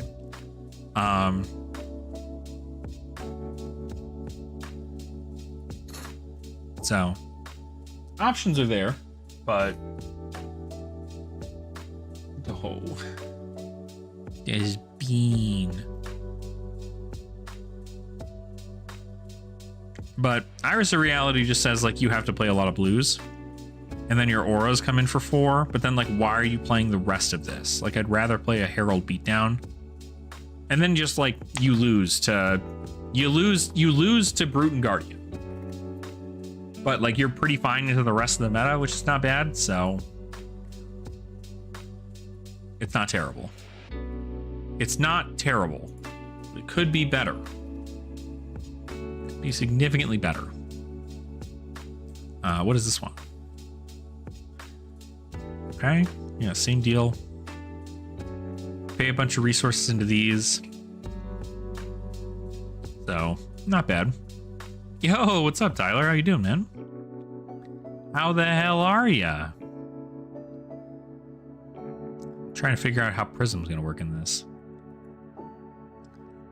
Like, you could play the Herald plan, right? Herald plan isn't terrible, but Aura plan might not be bad. Because you can make a Spectral Shield, right? But, like, you need to have Soul for that entirely. So, I don't know. What can beat Runeblade? Yeah, for sure. And I do think that there's probably some similarity into what could beat Guardian and Runeblade, right? I do think that a hero like Arachne Web of Deceit could beat a Guardian or a Runeblade, just because they have cards that say on hit discard a card. Because if we look at, like, I mean, obviously Guardians have that too, but when this hits, your opponent discards.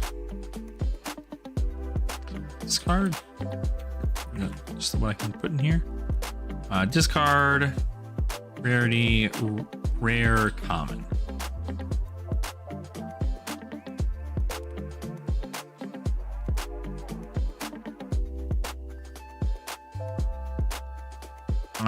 Let's see. Like, that's a Guardian thing. Brutes seem to have some stuff. Obviously, that's why Pummel is so important in this meta too, which is kind of the other thing. Like, Pummel is huge in this meta because of that. Like, you're able to send Pummel. It's really good. I mean, cut down to size makes you give a card, right? New also is very good because new you can play things like you can banish blues off the top of your opponent's deck and then play them. So new is like really good into Guardian because they have to play their blues like no matter what. There's not like a ooh, okay, like maybe we'll sneak around it. But yeah.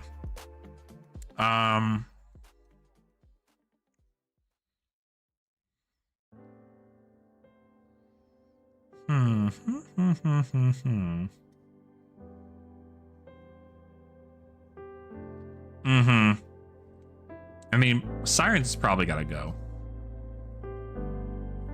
Siren's gotta go. Pummel's probably fine, only because it answers those things. Like, if your deck can run Pummel, you're probably going to be able to get tempo back. Thump also very good. Like, I'm surprised I don't see more Guardians running Thump, because Thump just says, like, shut up, right? Like, you're gonna get hit with this thing. So maybe just because it's under rate, like a 4 for 6 is a lot, but it's got to have power greater than its base, so it's probably coming in for more than 6.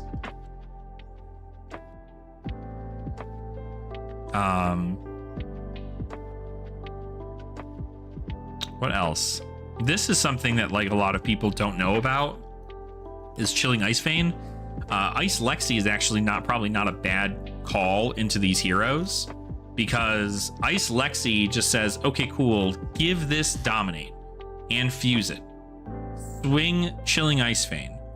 Chilling Ice Vein then goes, okay, cool, it's going to come in for like 8 Dominate on hit. If it's fused, whenever an attack deals damage to a hero this turn, they discard a card unless they pay a resource. Super good, because it forces a card out of their hand to pay. And if they just pay 1, you have the ability, even if they full block it, you can still ping them with Mark of Lightning to have it deal 1 point of damage to them, so that they have to discard another card. Very good. So I think Ice Lexi is not a bad counter strategy, especially to aggro. Because that's like aggressive Frostbites, which is really good. Of course, Gravy has Loot to Hold if you're trying to get crazy with it. Cheap Shot, also fun thing. I know that this is kind of a thing to do more so if you are like Lyeth. But even if you're playing Booze, like if you're playing RKO, this is a funny card, like towards the end of the game, right? If your opponent's at 2 and they send everything at you and you block with everything and then find a way to boo yourself. Like, is there a card that says on block boo? Boo.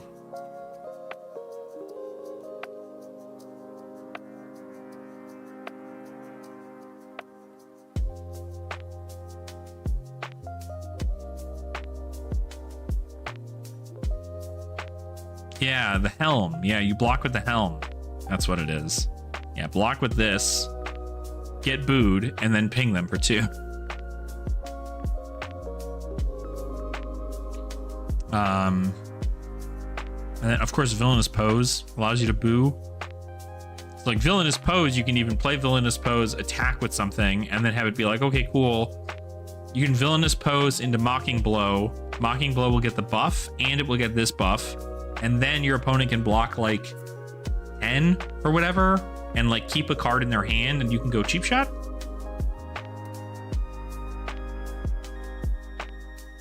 I do think RKO is going to be a pretty fun build. I would love to see... Are you going to bring your RKO build tonight, Tyler, if you're coming to Casual Night?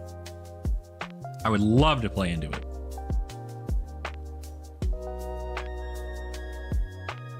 Nice.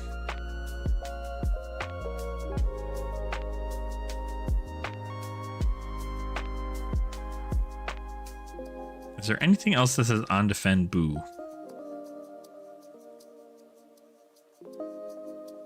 Oh, here you go. Clench the upper hand. This attacks or defends if you have more life than each other hero the crowd boos you. No worries. I mean, I'd love to test it out regardless. I mean, Mocking Blow boos you. I think it's really the downfall of the deck is that, like, you can't, like, being above life is so prevalent to just having, it's so prevalent to just going first. Like, going first allows you to have that opportunity to be at more life than your opponent.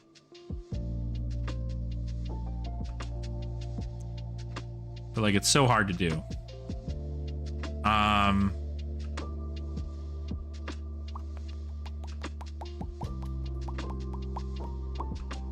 It's probably easier to do in Lyeth when you can boo on command. So Lyeth boos on defense, so I'd imagine Lyeth probably does it a bit better, personally. So we'll see. We shall see.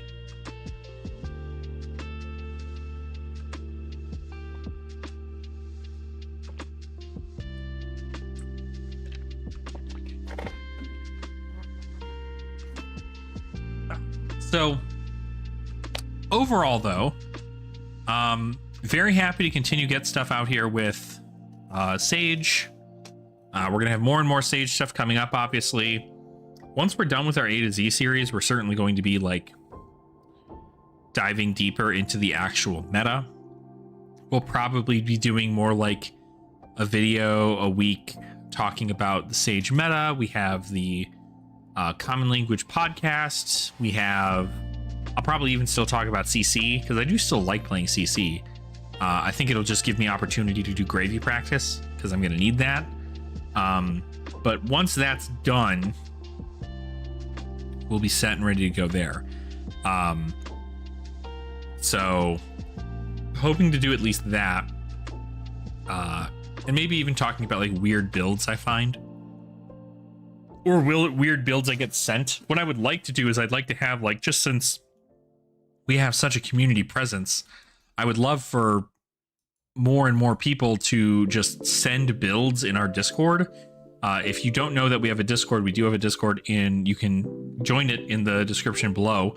I would love for people to just, like, shoot me in our Silver Age chat just, like, some weird builds, because I'd love to, like, do some testing and just, like, seeing how weird we can get with things. Because I feel like you can get pretty weird in the format currently, and obviously with Pen coming out, we're going to have a lot more available to us for that. So I think that will be a lot of fun. It'll be a lot of fun to do that, for sure. For sure. So, fun stuff. Fun stuff. All right, well, what else? What else do we want to talk about? I'm fresh out of ideas now. We've gotten kind of the idea of what we want to do for the live stream. I'll probably do that next weekend. I'll be out, so maybe the weekend after, maybe like an end of the year 12-hour live stream, 3K viewer live stream where we do some giveaways and stuff. I'm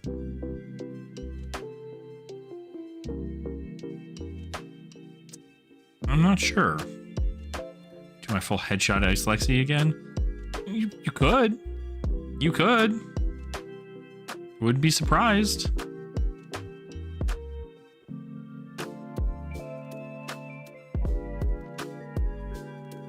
I mean, I think if you're just playing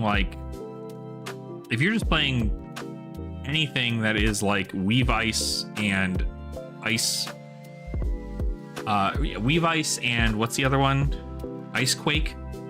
Like Weave Ice and Ice Quake are just so good. And I think really Lexi's ability to just like flip over, that might be like my answer to the meta is Ice Lexi, and just playing that.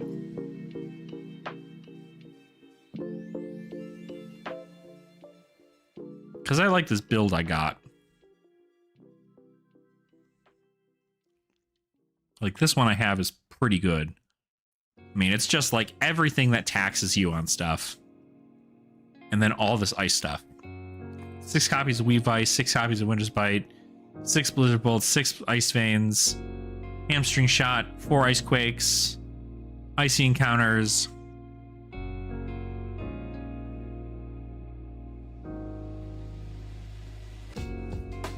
Like, this probably messes up a lot of people.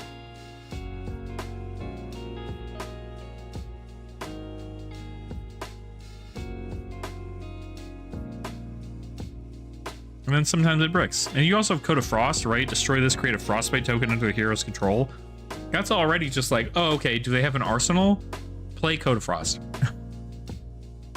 It's like, play Code of Frost, just give them a Frostbite right off the bat. And then try to send a Chilling Ice Vein red dominated for that. And then if they block, hit them with a Mark of Lightning so that they have to rip their whole hand out of there. Like, I think this is a pretty good counter pick. Just because Icelander can't do as well. So, yeah, pretty good. That'll be a fun thing to do when I play her at when we get to the L's, right? But we're just finishing up the I, so now we're moving into K.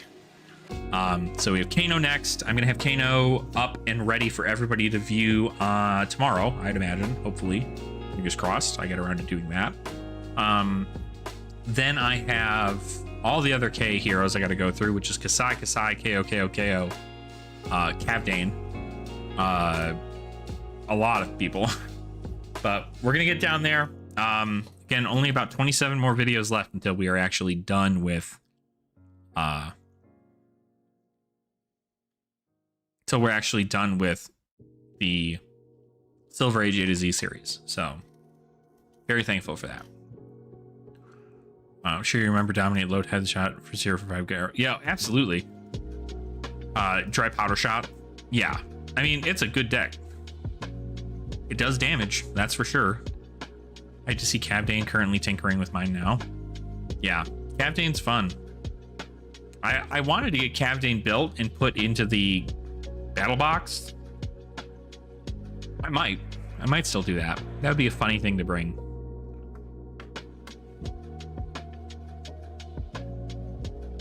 But I do not have the time right now. Right now, what I need to do is I need to switch out some stuff in my my Silver Age Olympia deck. I'm actually selling that deck tonight to one of our locals who just wants to have that build. And so I'm selling it to him, and that way I can just bling out my own copies, because I have like a bunch of these like rainbow foil felling swings and all this other stuff, and I'm just like, I'd much rather just like bling out my version, sell my non-foil version to them. So I have to get my cold foil decimator out of there. I have to get my rainbow foils out of there.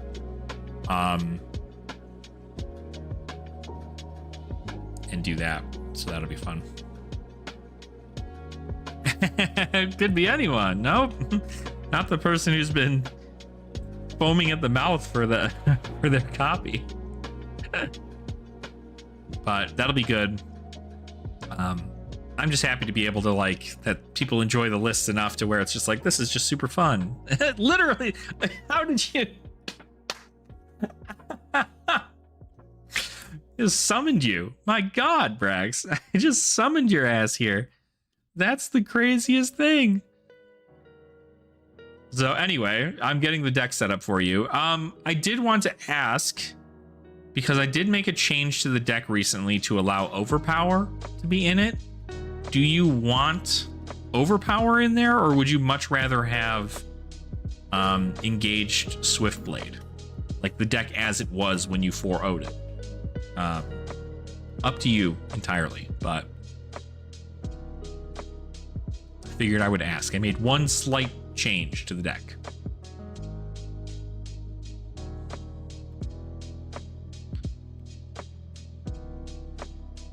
Yeah, blinged out Olympia Sage is crazy. I have a lot of fun with it, so. No, it'll be fine. It'll be fine. The real problem is that I'm thinking about putting Pummel in the deck. That's my issue right now, is that I'm genuinely thinking about putting Pummel in the deck. I'm thinking about removing Wounded Bulls and putting in Pummel. And just having it be 3 for 7 Pummel. And just being like, okay, like you didn't have it. Because that would rock people, and people would not be aware. Like, it's just like, cool, okay, just send like 7 damage or whatever. Straight? Okay, I'll put Overpowers in there for you.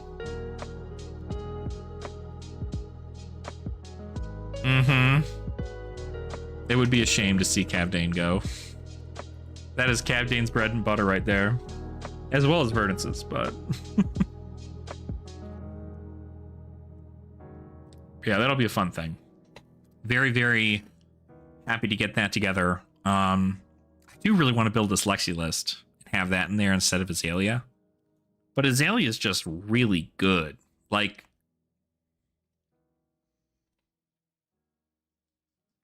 she doesn't present any disruption outside of like dominate. She presents a lot of evasive damage, which is why Azalea is really good. But Lexi presents evasive damage and also disruption, which I kind of think is better. So I don't know. I'll have to see. I mean, I don't have time to build it right now, but I would certainly like to build it at some point. This would be a fun deck to bling out too. I'm curious what cold foil Mark of Lightning.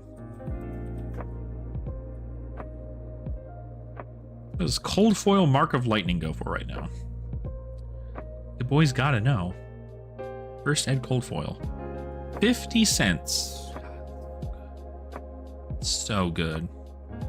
50 cents for this thing. This is a menace. This is a menace of a card, let me tell you. This is crazy. So, cool. Anyway, I think we'll probably go ahead and call it here for right now. I think we've been alive for about 2 hours. It's about how much as I wanted to get done. Gave me some good ideas about what we should do for the giveaways and stuff. I think we'll probably just do, maybe we'll just do like a 12-hour live stream, either in January or in the middle of December. And we will play Sage, we'll do some giveaways, we'll play around with some builds, do some viewer games, just kind of like have a fun time about it. So I think that'll be good. I'm excited for that. Does it sound good to everybody else? Does it sound good? Does it sound like something that works for them? Hopefully it is. But date to be decided. I did just want to kind of just get some checks, see what else people think about it. So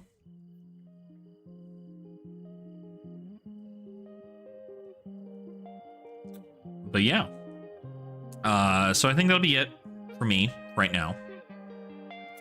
Thank you for A to Z. Your acne build is super fun. Let me pre-order the armor. Oh, awesome! Oh my gosh! Well, that's so awesome. Yeah, Slippy is just great. Like, Slippy's a lot of fun. If you like Assassin and you like kind of more like the go wide version as opposed to kind of a go tall or utilize a lot of these attack reactions, Slippy's just super fun. So I'm happy that I was able to push you towards that, and hopefully your classic constructed ventures into Arachne is also very, very good. So yeah, but yeah, awesome. So thanks everybody for hanging out. Of course, more Silver Age A to Z series to come. We've got more stuff happening there for that, so keep an eye out for more videos going through there. And then of course, if you do want to become a channel member, just know that the podcast that we do, the Common Language podcast, that podcast is actually also streamed live every Tuesday morning, right around like 9 a.m. Mountain Standard Time. If you did want to support the channel in a monetary way by becoming a channel member, you do actually get the ability to watch that live if you wanted to do like viewer questions or anything on the topic that we're doing. And then if you just want to watch the VOD like everybody else, that comes out on Wednesdays. So Wednesday or Thursday, depending on how much time I have to edit and everything there too. But if you did want to support the channel in that way, that's awesome. I certainly appreciate you.